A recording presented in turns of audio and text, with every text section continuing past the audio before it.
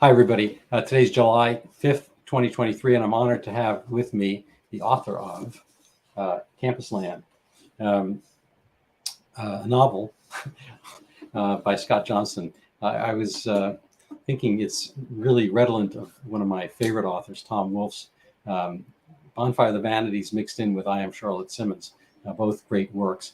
Scott, can you tell us a little about yourself and your journey? What is the genesis of Campusland, and anything else on your mind? Well, I'm not a novelist by training or inclination or anything else. Maybe by inclination, but I was a long time Wall Street guy, and then I co-founded a couple of technology companies that we later sold. And after the second of those was sold, I was sort of casting about for what to do next. And two things happened. I went to a conference on the future of free speech. That's what it was called at Yale. And it was in Lindsley Chittenden Hall. Since you're Yale, you know your Yale geography. And mind you, it wasn't sponsored by Yale. That's not something Yale is inclined to sponsor these days. But it was sponsored by the Buckley Society, and so physically held on Yale's campus. And 200 students appeared almost out of nowhere with signs and everything, trying to physically shut down a conference on free speech. They apparently skipped out on irony class that day, and they were all outside. A bunch of guards had to show up to prevent them from sort of storming the castle. And we continued with the conference on the inside.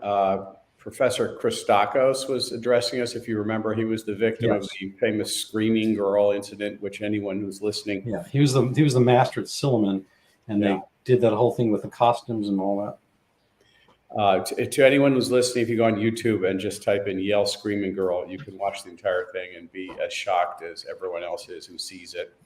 Some of the people involved graduated with honors and awards, and which is equally shocking.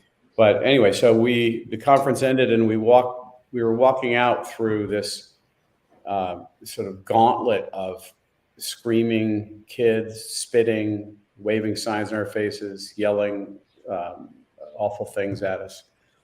And I remember commenting to someone I was walking with, like, why hasn't anyone used all this insanity that's going on college campuses, this crazy milieu, to write a good satirical novel? Where's Tom Wolfe when you need him? Well, as it happened, he had died by that point. And he had written Charlotte Simmons, but that was really before all this sort of incredible insanity. I mean, it had been going on, but Charlotte Simmons was really slightly different. But it didn't occur to me to write it. I wasn't a novelist, I was just sort of hoping someone else would do it. But then I went to my reunion, also at Yale, a few months later, and I was holding the door open for an undergraduate, and she stopped and she refused to go through the door and accused me of patriarchy. And we had this standoff for a minute or two where neither of us would go through the door. And I think boredom, or her desire for, boredom overcame her principles before my desire for another cocktail overcame mine. So she actually ended up going through the door first, but it was a minor victory. It was literally that moment where I said to myself, well, okay, I'll figure out how to write a novel. Then came my self-training in writing fiction. And I had no idea whether I could actually do it successfully. In fact, it was kind of a mystery to me where great creative things come from. Like where does a great piece of music come from? Where does a great novel come from? Like out of thin air? Like how does someone do that? Because it's a fairly complex endeavor. You have a plot, you have subplots, you have characters. They need backstories. Everything has to resolve at the end. There's got to be a narrative arc. It's a fairly complex endeavor.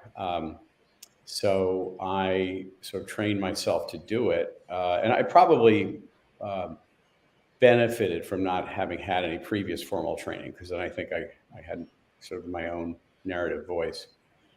And it turned out great. I got to number 15 on Amazon, not on one of those little sub lists, but on a big list. And it's currently being developed into a TV series. Oh, bravo. Assuming, it's Hollywood, anything can happen, but I got a 12-page summation of the pilot episode the other day, so I think it's going forward. And so it, much to my shock, I found a publisher, because after I finished it, I went online and typed in, how do you get a book published? And it wasn't encouraging at all. I'll tell you the brief story. Basically, they say, if it's your first novel, forget it. And there are more people essentially who want to write novels than want to read them, is the basic problem. Also, I'd written something. I had not written chick lit. Chick lit is a big category of fiction. It most definitely was not chick lit. And it was satire. And as someone put it, as my ultimate editor put it, no one walks into a bookstore thinking, I'm looking for a good satire. They're looking for thrillers, romance, things like that. And men don't read novels anymore.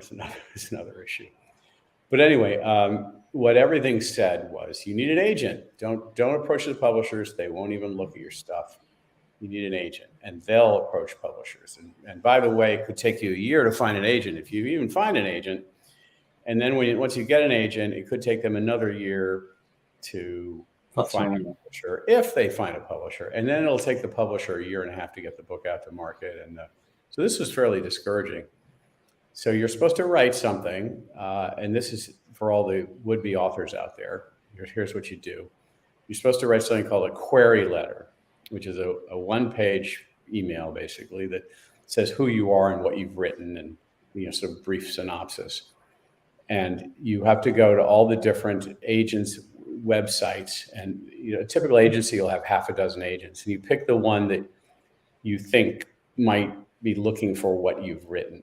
Now, the problem is I started going through all these bios, and they're all looking for LGBT memoirs and the like, and just pretty far afield from what I wrote. And I mean, I'll admit it, I'm politically and socially conservative, and I think the book reflects that, but it's not overly didactic. It's supposed to be funny. But anyway, I had met one agent one time in my hometown. And so I found her email, and I thought, I'll send her a query letter, see what happens. 3 weeks later, I get a response, and it said, I don't think I want to read this. Okay. I don't think I want to what? I don't think I want to read this. So, okay, that didn't go well. So then, being a bit of a nerd, I made a spreadsheet of about 60 agents, and, date, emailed, response, all these columns. And I was about to hit go on 60 query letters when I remembered I had one friend from Yale who became a pretty big deal editor at St. Martin's Press. And so I thought, well, maybe I can reach out to her and she could point me to an agent.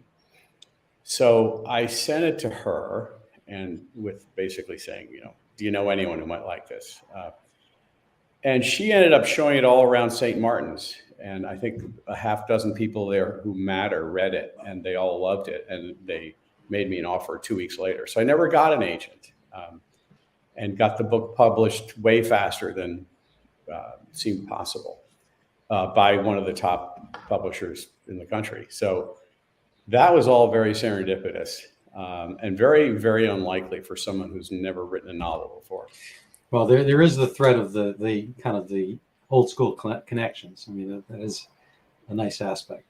Well, she actually had a policy where she never would work with people or that she knew, just, you know, to keep conflicts out of it. But she liked it so much, she broke her own policy for me, creating a bit of a political problem for her going forward. But but it was fun. I cast around for a lot of advice when I was writing it, like, you learn things like in the writing community, they hate adverbs. You avoid adverbs. And this piece of advice I thought was great, and I used it. It was, of all the possible endings you can think of, choose the one that is the most outrageous and yet still plausible. So I embraced that. So you have that part to look forward to. I do. I'm halfway through, just as a NB for our listeners, viewers. I have to say, I picked it up some years ago when it came out, and I don't know what the facts on the ground were, but I read a little bit, and I don't know, with books, the physical books, sometimes they get put away, the cleaning person comes, you lose the thread, and then you're on to the next thing in life. But I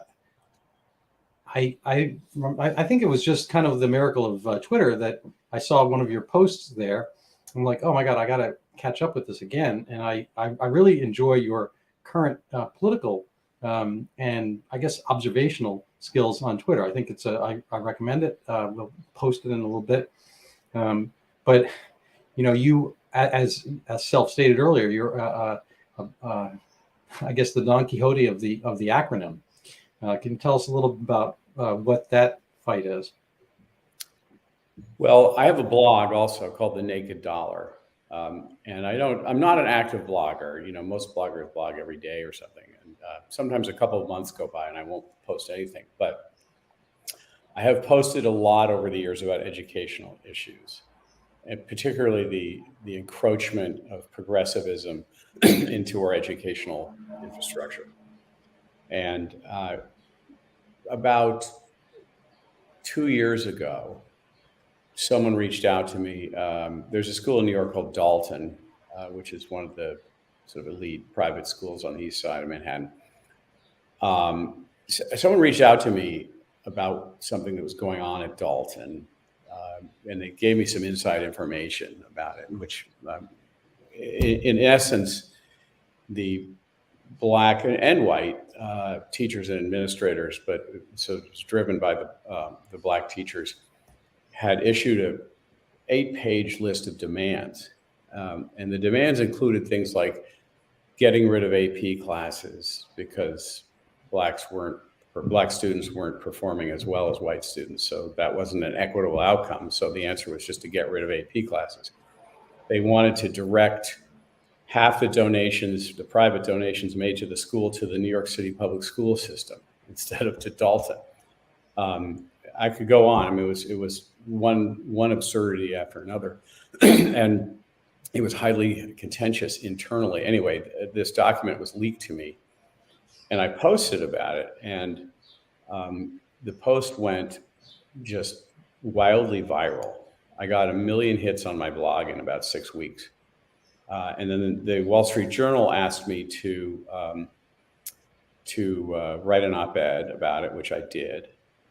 And this was basically about CRT, critical race theory, something that's obfuscated about. And the attitude of the progressive community in education is CRT is absolutely a good thing, and we're going to teach it. No, by the way, we don't teach it. There's nothing to see here. They sort of speak out of both sides of their mouths on it. So CRT was one of the things. My goal was to get people to understand what CRT meant and what the roots of it were. So I have a lot of sort of historical pieces on my blog about where this all comes from. And also to understand terms like anti-racism. Anti-racism is not being a racist. Anti-racism is actually very racist itself. But the progressives frequently like to label things with the opposite sounding words to what it actually is. So CRT, which encompasses anti-racism, is one of the things I was fighting.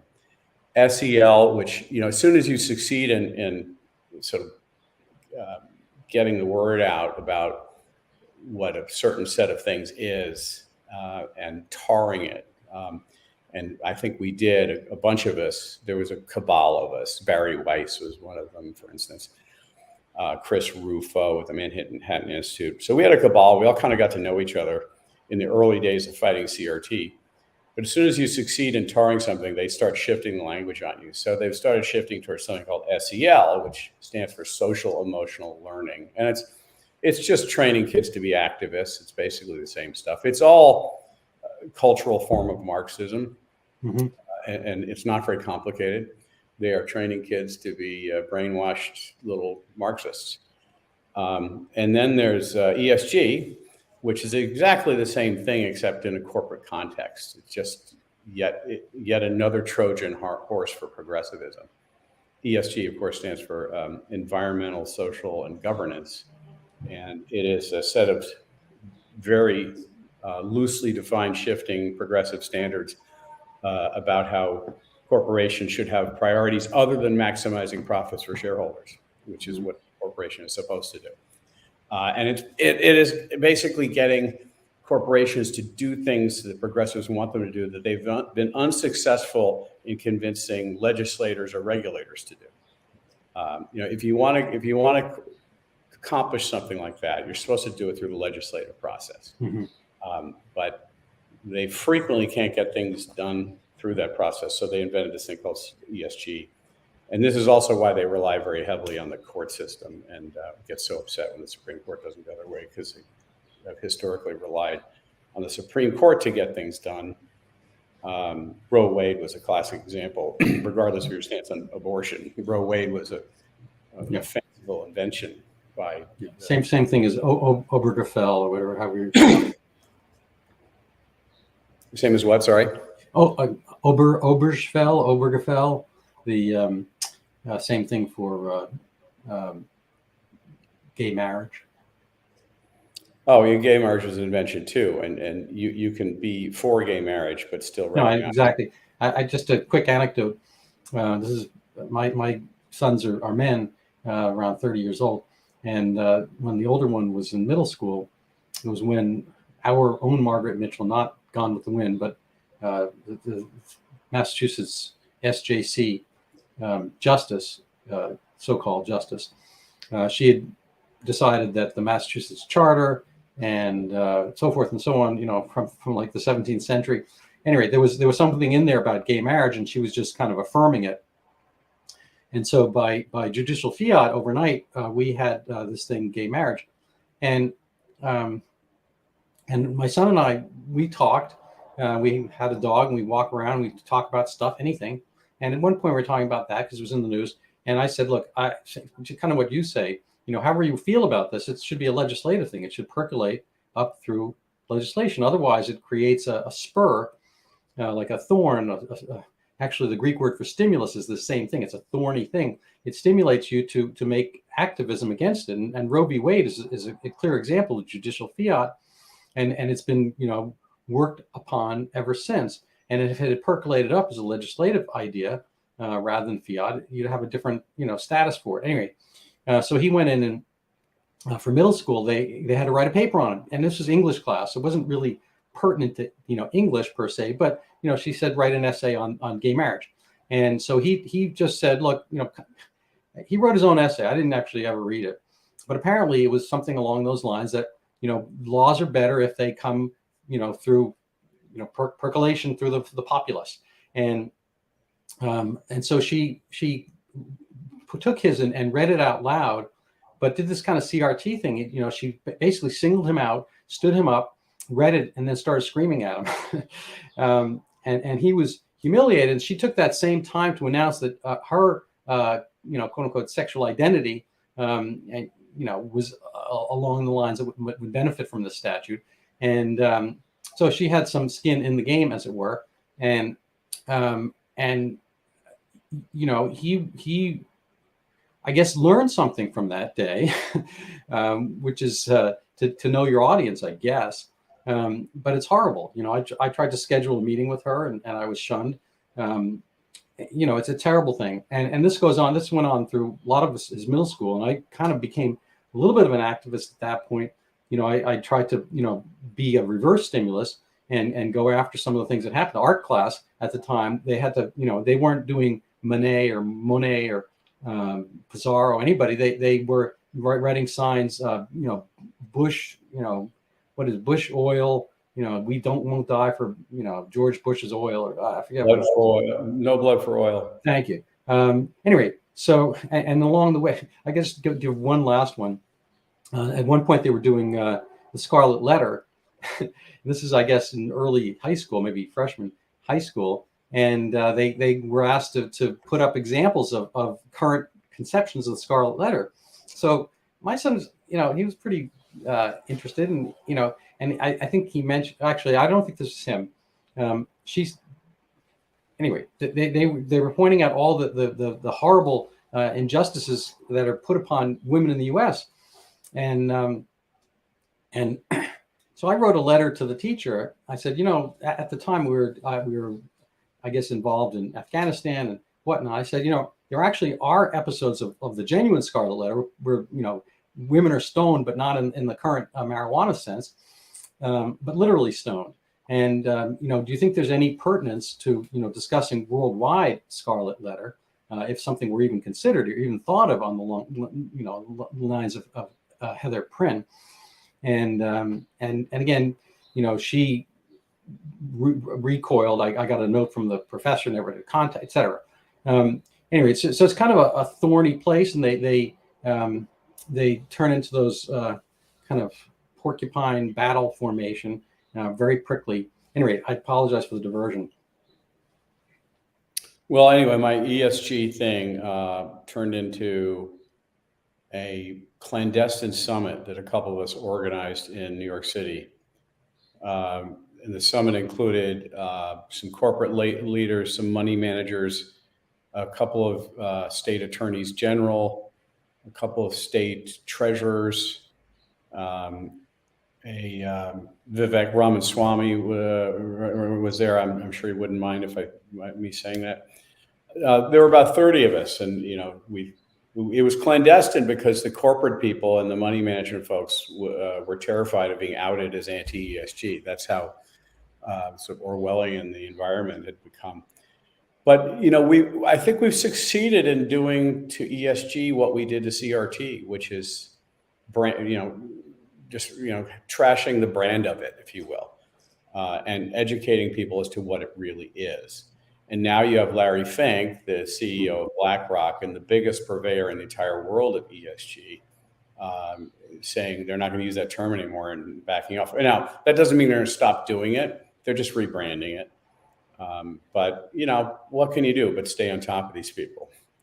So anyway, when I say I'm a full-time fighter of acronyms, it's there are a bunch of them, and I'm somewhat of a student of leftist nomenclature as well, and I think that you'll see that in Campusland. I use a lot of their terminology. Yeah. And by the way, you did say it was fun. One thing I've heard over from lots of people, which is a great compliment, I think. Many people have told me how there were multiple occasions when reading the book where even if they're sitting by themselves or on an airplane, they would start laughing out loud. Oh my God. It's hard to make people do that if you're just I know. Well, that is a quality. It's a weird thing. I enjoy humor and jokes and do too many of them and puns and all that kind of stuff. But yes, it is a kind of this weird little hidden language. If you just kind of hit it right, even the best baseball players can get up there. They can be bulked up and they swing and swing and swing, and there's little ground balls and pop ups and so forth. And then you hit that home run. It's a crisp sound of the bat. It's like boom, instantly. It's going out. And that's what it is with humor. It's like you swing and swing and swing, and then boom, all of a sudden. And it's a hard thing to reproduce, and it isn't necessarily. Anyway, I'm going to go back and find it because I have it on the Kindle, and I forgot to underline. I should have, but I was in such hysterics, and it was late at night. Fortunately, there was nobody else asleep because it was after midnight, and our house was relatively depopulated for other reasons, vacations and whatnot. But that is a good score. And I think there's a bunch of humorous. There are bunch is singular. There is a bunch of humorous aspects to this, and you have a few different streams. One quick pre-review I read. I mean, it was a review after the fact, but I read it before the book. Was that you capture the woman's character really well, and that's a tough take. You have Lulu Harris, who's I guess you could describe her, but how did you get to vocalize and inhabit her mind? That's a bit of a mystery to me. It's funny. The protagonist in my head was meant to be the professor. Mm-hmm. And my editor said, no, it's Lulu. Lulu is the center of this novel. She's in love with Lulu. And that character has taken on an interesting life because, in the wake of Campusland, I did a lot of public speaking about it and so forth. And people's reaction to that character is all over the map. Some people absolutely hate her. Other people completely love her, including my editor. I'm in the love camp because while Lulu is a morally vacant person and objectively awful, she takes advantage of people who are worse than she is. She figures out the system that's been presented to her and optimizes for it. She becomes for your listeners, she is a New York sort of society bred East Sider who has been busy in her high school years building her brand, her Instagram accounts and so forth. Not unlike Jade, whatever her last name was, remember that Varsity Blues scandal? Yes. And there was the girl who was the daughter of the famous actress, Lori Loughlin. Yes. Her daughter, Lori Loughlin's daughter, was sort of angry about having to go to USC where they cheated to get her in because it was interfering with her building her brand. That turned out to coincidentally be a bit like my Lulu character. It happened after Lulu, not before. Mm-hmm. So my character is like a smart version of Jade. I mean, she was smart enough to get into Devon University, which is, you've probably figured out by now, a stand-in for Yale. She arrives viewing Yale as sort of an impediment to her social ambitions to be, the next. It's an interesting point. My younger son went to USC, the film school, and he was going to go to no college. He's a cartoonist. And he just wanted to do his cartoons and animations, and he was selling stuff and whatnot. And he only applied to like one college. He applied to USC because it's, everyone said it's the best film school in the country. And he wound up getting in, but not as a great student, but as a great kind of cartoonist and animator. But he went not wanting to be there, kind of like it was holding him back in a sense. And there was some tension. So there was, I felt for that character situation. I often wonder whether, like along the lines of Peter Thiel, he's got the scholarship for not going to college, whether, a certain amount of life is wasted. And for a medical sense, how many brain cells are fall prey to, high level, whatever you call the quotient that the fraternity has for alcohol, dollar per. The beta ratio. Yeah, the dollar per, what I consider dollar per brain cell waste, blown. There's some interesting stuff. So I want to, I want to, impel and compel people to read the book, and it's awesome. It's hilarious, and but it's also pithy, and it's right on target. So, you had your crystal ball based on factual. Perception of that incident and your stay on campus and so forth.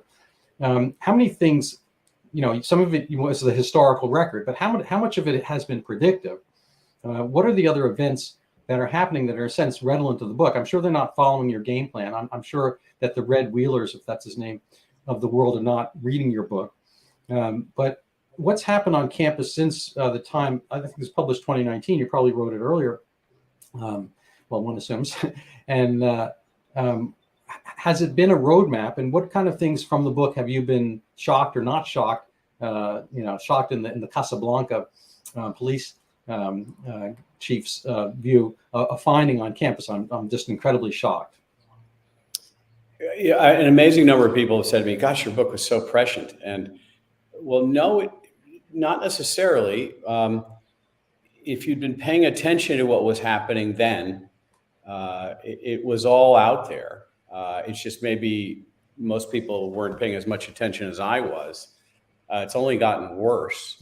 I actually had to dial some stuff back because it wouldn't have seemed plausible even with satire, which is funny.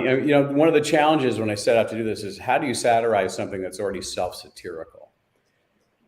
And I'll give you an example. So the villainess in the book is the head of diversity and inclusion at this big Ivy League university, Martika. And I was trying to decide how many reports I was going to give her in her department. So how many diversity employees basically at an Ivy League university. And I started with 20. And I said, well, wait, I'll research this. Let's go on the Harvard and Yale websites and find out how many diversity officers they have. Couldn't find it out. The information was not transparent, which isn't a shock. So I said, well, this is satire. Why don't I make it 30? And literally the week the book came out, I discovered the real number at Yale is 150. And that was in 2019. Lord knows what it is now. Things are so sort of absurd and like I said, self-satirical that I'll give you another example. I have a friend a Yale friend actually, who is a professor at Emory Law School. He's actually reading the book right now. And he called me to say, the only thing I would say is this doesn't go nearly far enough. And he gave me all these examples at Emory about how it's way worse than even what I put in the book. But I did draw a lot of the things in the book, a lot of the incidents that occur along the way are things that were pulled from real life. The Yale Halloween costume drama is in there, for instance. And there's also a fun fraternity, which you've probably noticed that I drew heavily on personal experiences for that one. Were you DKE or? I was. You see, you figured that out. We had our fun. There were some factual things that I put in there that seemed. So I got a quick question. Do you have children? I do. Sorry. Yes. Do you have children? I do. I have 3. Okay, so the hazing didn't. I believe in hazing. I think hazing plays a purpose. For instance, in the military, I actually, I have 2 brothers, and my older brother was my own personal hazing agent. He's slightly older, and he was, I don't know, he was always, I don't want to get into him, but he had an edge. We'll leave it, and didn't want me to live, I guess. So somehow he did not succeed. And my worst year ever was the year in like 9th grade. I went to private school. And I went to Horace Mann, so we had form. So he was like in 3rd form or something, and he'd started wrestling, and he's a year and a half older, and so it was puberty and wrestling, and I didn't have either, and that was a year of physical pain for me. But the things he said. Hang on. There's a difference between hazing and bullying. You're describing. Well, fair enough. Okay, well, we'll go into that. But some of my only point is that things that people say, it's kind of like sticks and stones, I guess. But in actuality, when you go through a certain amount of this, you don't, you get inured, you get hardened, a little bit of callous for things people might say or things might do, and it's contextual. But maybe you can talk about the difference of hazing and bullying, and what is the paradoxical benefit. Well, look at the military. They still practice a form of hazing. And it's important that it doesn't go too far, right? It can't get physically violent. And maybe sometimes there's a fine line. But Um, hazing molds a bunch of separate individuals into a unit. In the military, it breaks you down and then they rebuild you, and into a leadership person. My daughter's in the Navy. I see this. In fraternities, it takes a bunch of random pledges and sort of makes them into a cohesive unit and bonds them together forever. So I went through some hazing, and it was actually kind of fun. I'm forever sort of attached to those guys. So hazing, they've made it into a bad word, but if it's done right, I completely am sympathetic to its function and think it has a role. Bullying is just picking on somebody. Usually, it's an individual thing, and there's nothing defensible about bullying. And I'll go back to also, I went to boarding school, and when you first get to boarding school, the older kids pick on you, and I guess that was maybe something like a little bit of bullying, a little bit of hazing, but 95% of the kids get through it just fine, and then end up being the ones doing the picking on the younger kids once they become seniors. It's sort of a process, and you kind of grow up. You get a bit of a thicker skin. You can deal with things. Right. There are a few kids who can't deal with it and Right. end up going somewhere else. I mean, I think there's a difference between. This is kind of radical concept here, so stay seated. I think there's a difference between boys and girls, and there's a quick little cartoon by a guy who just does this sketch. I think it's XBCD or something like that. And I can't seem to find it. Maybe viewers can help me find it. But it's a quick 4-panel cartoon, and it's men and women each gathering. So the women gather like, "Oh my God, I love what you did with your place. This is awesome. This is so beautiful. Oh, your hairdo, etc." They're all complimenting each other. The guys like, "Hey, you bad word. You're like." You're like as ugly as a toe, whatever. They're all going back. And so the next panel, everyone's leaving the party, and women are like, "Oh, what a bitch, she's hard." And they're all like cursing each other. The guys who've been cursing when they meet each other, they're like, "Oh my God, that John is just awesome. I love that guy." That's exactly right. But there was a one-man play called Defending the Caveman, where he does a whole riff that almost exactly as you described. It's like when some couples get together and haven't seen each other for a while, the women are all, "Oh, how are you? It's so great. Your hair looks great." And the guy's like, "Still driving that piece of shit?" I know, it's just hilarious. But so they're bonding. Just as far as the bullying and hazing thing, I think it goes, it cuts two different ways. That guys, kind of like they get cut, which means a number of different things. It can be cut strong and cut like a diamond, but a lot of times it's pointing out your weakness, and then you have to deal with it in some way. If your nickname is Four Eyes or whatever it is, that's something that's already baked in. So nobody can really touch you with that. It's already been done. And I think women have a different kind of set of apperceptions and weaknesses and strengths, and those kind of things, I think, they have a different kind of economy of how they react to it. I'm not going to sound like an expert on this topic, but they're two different sets. I just want to put it out there that of bullying and whatnot. And I think the girls recoil, and they have much more cork on the sea. They have much higher tidal differential flow based on their perceptions, and I think the guys wind up learning how to just kind of flick it off like water on a duck's back kind of thing. Well, two guys get in a fight and they're drinking beers the next day. I know, it's a funny thing, and so even despite my brothers and whatnot, there were a lot of good times thereafter, and it's just like you kind of let that go.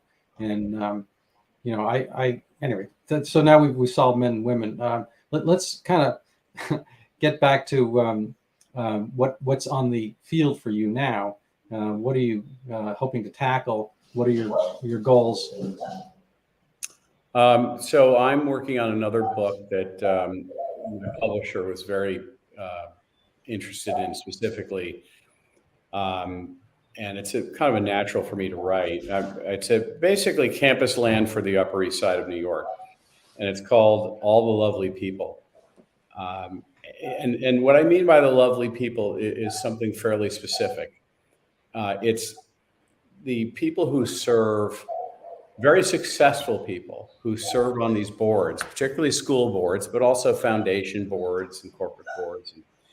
But most specifically, a lot of the private school boards and college boards, they are sitting on their hands while all the principles of the Enlightenment are being overthrown on their watch.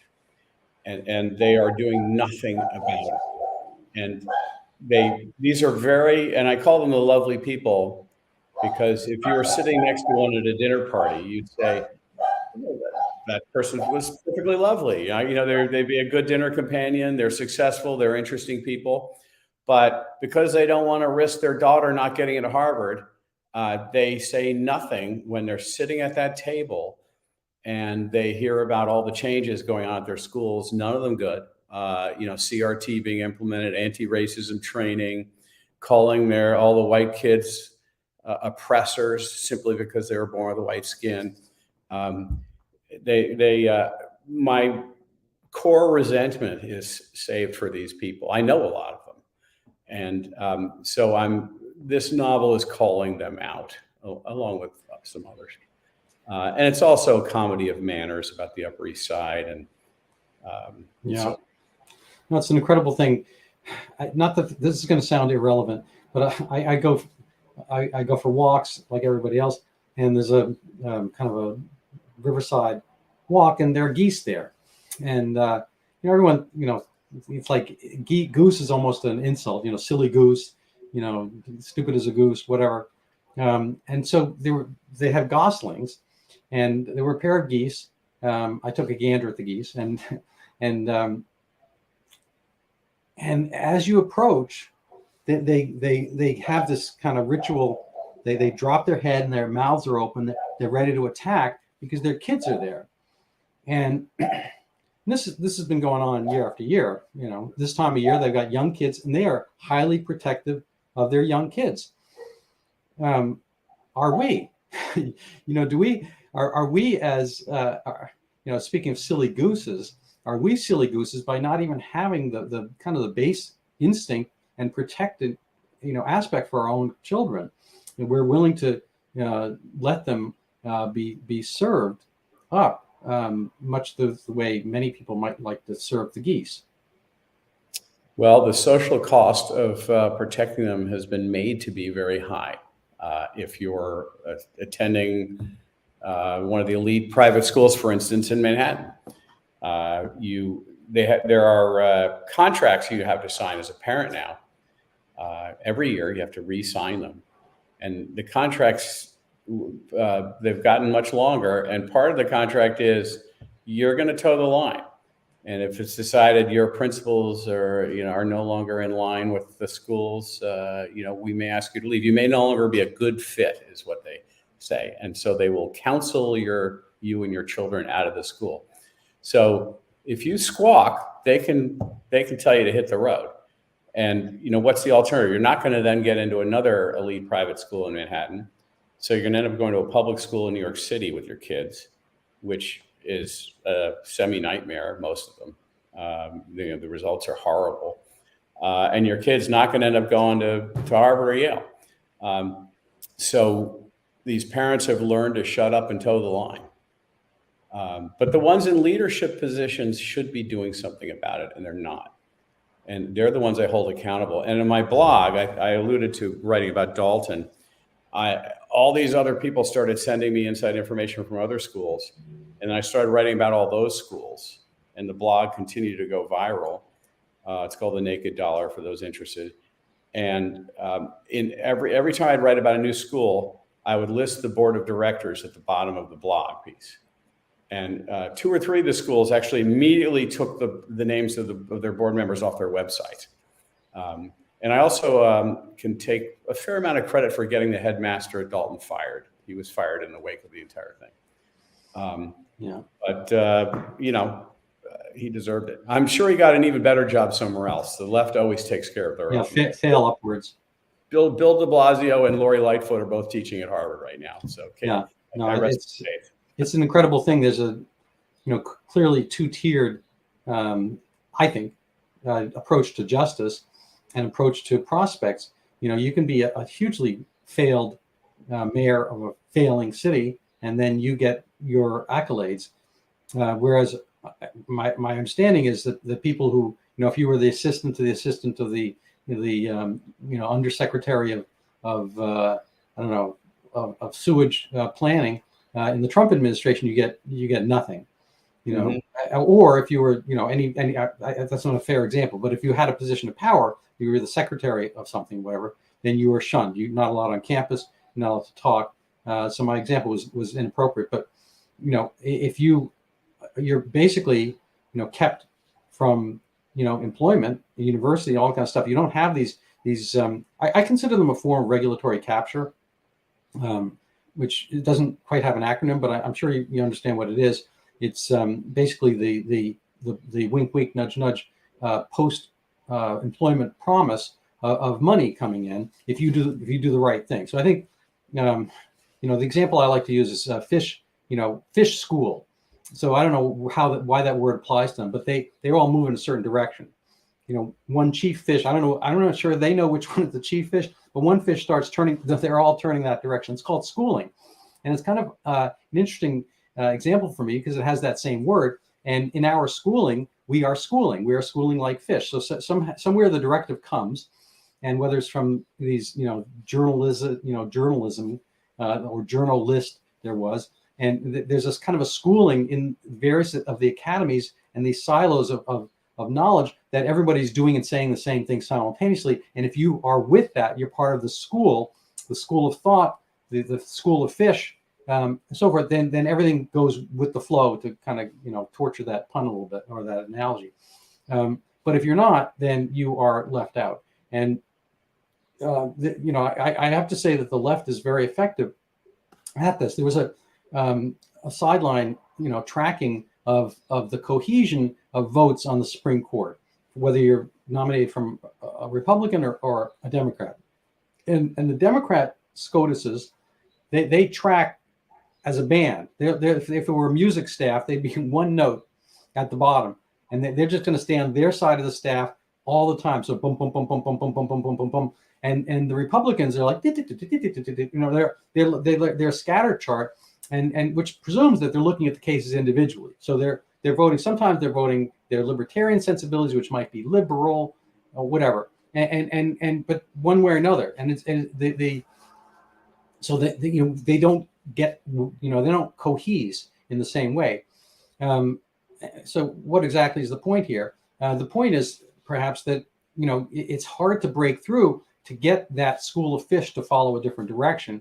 And they have a lot of strength, not in their ideas, but they have a strength that is, I think it's not quite admirable, but it is notable that they are good at cohesion. They're good at following the message and staying on the message, and they get rewards. So just to get to my, point about regulatory capture, tiny example. I maybe we'll get to this towards the end. So the book that I didn't think I was ever going to write. I didn't think I was ever going to write a book per se. But the one I've written is about the Zika microcephaly pandemic, and it disappeared. Nobody's talked about it.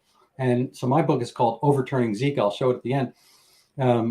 But part of my kind of work in this, I've become a little bit of a blogger and a medical writer and a critic, a little bit like the child in The Emperor's New Clothes. There's a lot of stuff going on that nobody talks about, and I'm trying to redirect and point people in the right direction in that regard. But one of the things, I was writing an article about the New York Times' Donald McNeil, who literally wrote the book on Zika in 2016. But his kind of buddy, New York City's Tom Frieden, went on to head the CDC. And he had his peccadillo. He had a sexual groping charge, and I think it's a misdemeanor, but he pled guilty a few years ago. He has a $500,000 a year job. It's like saving lives or something like that. It's a nonprofit that's held aloft by Bloomberg, Gates, and Zuckerberg foundations. And if he had been the least bit Trumpian and he did the pled guilty to a sexual groping thing, there's no way he'd be having a $500,000 sinecure now. So it's some kind of reward for doing all the right stuff earlier on, for towing the line and following. So it's a there's a commendation. The other ones are like selling your books. Like when Hillary hit the Senate, she wrote a book. I'm sure nobody read it, but she got a $6 million advance on the book and so forth. And these are like payments in kind that keep everybody groomed to use that. You mentioned awards, and I have to interject on that, because that's one of my pet peeves. When I wrote Campusland and started paying attention to the entire book industry, which I had not paid a lot of attention to before, I noticed there were dozens and dozens of awards. So if you go into a bookstore and look at a shelf, you'll see on the covers of books, winner of the blah, blah, blah award. I knew right away that Campusland was not going to win any awards. So I ended up doing a little research. I wrote a blog piece about it called "Conservatives Don't Win Stuff," and it's so pervasive. I mean, the Pulitzers are a farce. The New York Times has not been made to give back their Pulitzer Prize for Russia collusion coverage, but also things like the big scholarships, the Rhodes and the Marshalls. If you look every year, and you can look it up online, look at who's winning Rhodes scholarships now. It is a horrifying rogues gallery of the wokest of the woke. Right. So they're part of all this self-reinforcement. If the mafia were doing it, it'd be racketeering. I think that there's it's often useful to follow the money, but sometimes the money's out hiding in plain sight. And I think book deals are a major aspect of this.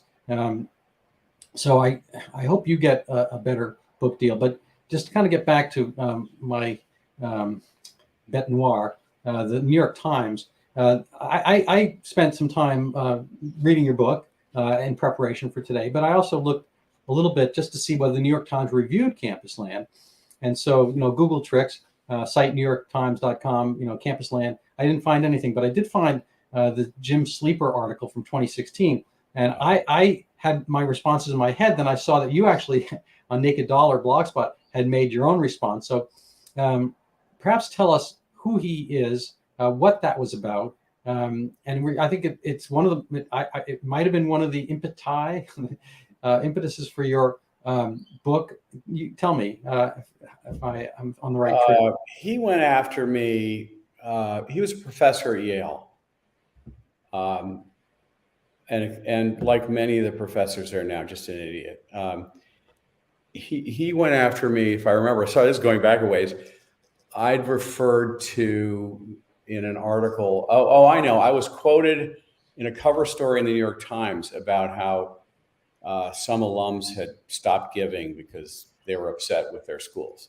So I had stopped giving to Yale, and I ended up getting quoted in the article. And I made some reference to the Yale brand, and he said, this is totally, he thought this was illustrative of the mindset of people like me, that I was using a word like brand and thinking of Yale in a corporate sense or something. And I said, well, would it have been better if I just said reputation instead of brand? I mean, what difference does that word really make? But Yale definitely does have a brand, and it's worth billions and billions of dollars. I'd be hard pressed to remember all the details because you're going back. Well, I'm gonna help jog our memories here. So this is the Political Correctness and Its Real Enemies by Jim Sleeper. This is 2016. This is in the before times. But it isn't the protests per se that damage open inquiry. He's referring to the protests that you were mentioning, where the students are shouting down. The Halloween situation, yeah, right. But really, what's damaging open inquiry is talking about this stuff. And so that's a line. This is kind of an interesting paragraph right here that I thought was pretty amusing. Then this is his ending. A college's civil society on training wheels. I actually buy into that part, especially the reference to kind of the toddler stage there. Students away from home in an adult, quote unquote, adult society. These are people typically in every society prior to the last 100 years can be considered adults, 18, 19, 20, whatever, especially the ones who have an extra opt-out year before they even go to college. You're talking about people in their late teens and early 20s. Anyway, so they may try out defensive ethno-racial flag wave, et cetera, et cetera. So he kind of downplays this. Anyway, I just thought I'd put that up as a little mnemonic. Yeah, I had my way with Jim Sleeper on my blog, and he actually responded to it, I think, in the comments on my blog, if I remember, to which I responded back. I wasn't going to take any crap from this guy. I think so little of what it takes to be a professor at Yale these days, at least in the non-STEM areas. There was the naked doll. Yeah, taking down Jim Sleeper. Yeah. He wasn't happy that I had the temerity to bite back. Yeah. Well, I'm glad you do. And we're kind of rounding out the hour, so I'd like to give you a chance to do closing statements before I do my shameless self-promotion once again. Oh, well, so I guess one last comment about Campusland. Our conversation has been very political, but Campusland is not, it is definitely written to make a point, but I'd like to think it does it with more than a spoonful of sugar. Mm-hmm. It's meant to stand on its own, whether you agree with the point or not, or care at all about the point. And it's meant to be fun read, meant to make you laugh out loud. And I'm trying to do the same with my second novel. My third novel will take on the art industry, which is as fatuous as the educational industry, in my opinion. So that I've already written half a book. It's on the shelf there too. It's called Happy Little Accidents. So I've settled into sort of a fun retirement where I'm a writer now, which yeah, it's amazing. I never imagined, but yeah, no, I'm kind of different topic. So I've had some vagaries in my medical career. I'm a primary care doctor, and I had my own place in Revere, Massachusetts for 27 years. And long story short, it had a kind of a Christine Blasey Ford, Brett Kavanaugh aspect to it. I had an accusation by a narcotic addict who was angry and vindictive. And maybe in 2004 or 1994, they would have gone with my word against his. I've got a medical degree. I stop at, yellow lights. He's a felon, all that kind of stuff. But, I don't think woke was quite a word then, but the board went with his word over mine, even though there were, 6 people in my office at the time, multiple witnesses. Anyway, it's kind of a funny upside down world. And, we see it a lot in society, kind of no bail and whatnot, where, people have taken this concept that the way to be nice to people is to let them do whatever they want. Anyway, I don't want to diatribe on this, but I wound up in part of my medical diaspora. I have had my license back a number of years now, but I don't really get the same kind of level of work thereafter. But I wound up kind of glomming on to the Zika microcephaly mystery, that it was a pandemic in 2016. It was the biggest medical story on earth, and people don't think about it now, but there are billions of people throughout the tropics who potentially are at risk for microcephaly from a single mosquito bite if the Zika microcephaly premise is real. And it was a panic, and it was a big deal, not compared to more recent. I don't know if anybody remembers a more recent pandemic, but if you do, Zika microcephaly has paled in comparison. But there's going to be a Zika vaccine around the corner, and the vaccine is going to in a sense be obscene because there's no real reason for it. Just to kind of cut to the chase, here's my book. This is my shameless self-promotion. If you want to help support my blog and video cast here, you can go to Amazon and purchase my book. You don't have to read it, but you should purchase it. It's Overturning Zika, the Pandemic That Never Was. It's got my picture. This is me early in the morning. The reviews are in. It's been reviewed, and Dr. Jay Bhattacharya, who's been in some prominence the last few years for COVID, has been through my article in the American Journal of Medicine, and from what I gather, endorses my concept. Wherein the point is that the science was never really that good between one and the other. Anyway, I'm going to call it a day there. Thank you so much, Scott, for being on my show. I guess goodbye we're going to call it. You can hang on for a minute. We'll chat.